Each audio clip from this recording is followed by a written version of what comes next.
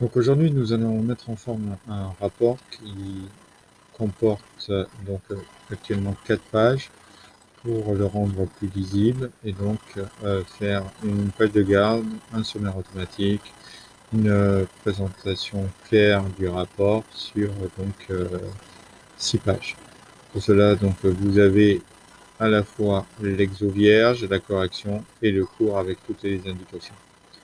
Donc on charge le TP. Dans un premier temps, on va régler la marge, ainsi que l'entête et pied de page, ainsi que justifier le texte. Pour cela, nous allons aller dans Writer et nous allons prendre l'ensemble des données. Nous allons, pour régler l'ensemble A4, portrait, etc., aller dans format page, le style de page.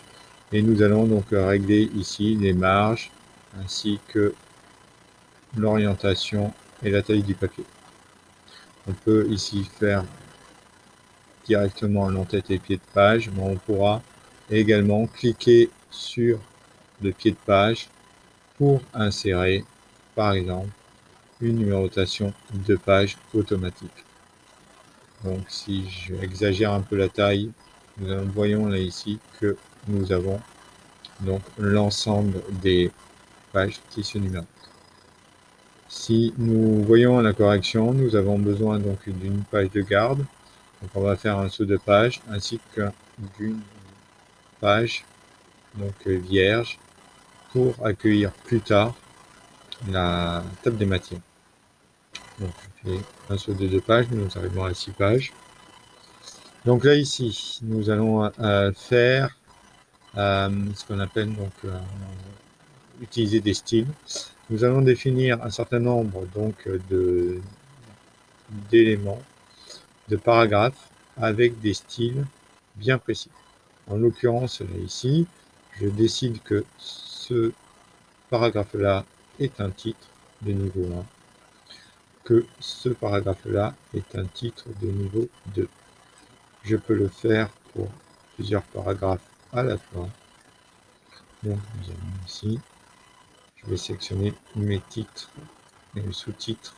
Donc, titre 1, niveau 1, titre 2, niveau 2, etc. L'avantage, c'est que si je modifie le style titre 1, soit en allant dans style et gérer les styles, soit directement dans la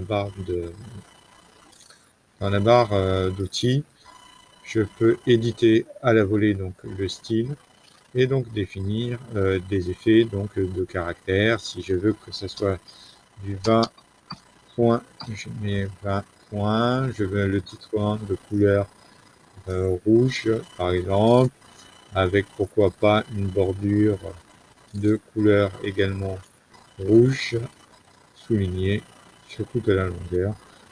L'avantage, c'est qu'à chaque fois que j'aurai donc des titres de niveau 1, je n'aurai plus à refaire ces manips-là, puisque automatiquement, ils vont prendre le style que j'ai défini, un style de titre 1. Rapidement, on fait la même chose au niveau des styles de titre 2. Rapidement, je vais juste mettre une couleur bleue sur tous les titres. Reste rapidement également à définir une numérotation. Pour cela, on va dans Outils, numérotation des chapitres. Le titre 1, je veux une numérotation par exemple de type ABC. Donc tous mes titres 1 auront une numérotation ABC et je vais au niveau 2 définir le titre 2 avec une numérotation de type pourquoi pas 1, 2, 3. Ce qui va faire que je vais avoir donc ici une numérotation. Alors là, je me suis trompé. Je vais définir ici, soit j'efface le paragraphe, soit j'efface le formatage. Donc on voit bien que la numérotation se met à jour et elle est suivie, ainsi que la numérotation des titres 1 et automatiquement, bien entendu, lorsque je vais appliquer des styles sur mes paragraphes, ceux-ci vont se mettre également en termes de numérotation automatique.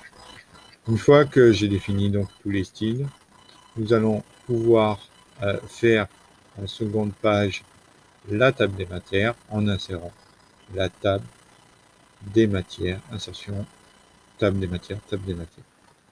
Je vais donc valider, je regarde bien que l'ordinateur a bien pris en compte les bons titres, je valide, et donc j'ai ma table des matières qui apparaît.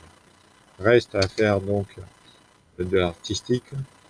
On peut aller chercher, donc insérer du fontwork pour avoir un titre plus artistique, si on souhaite.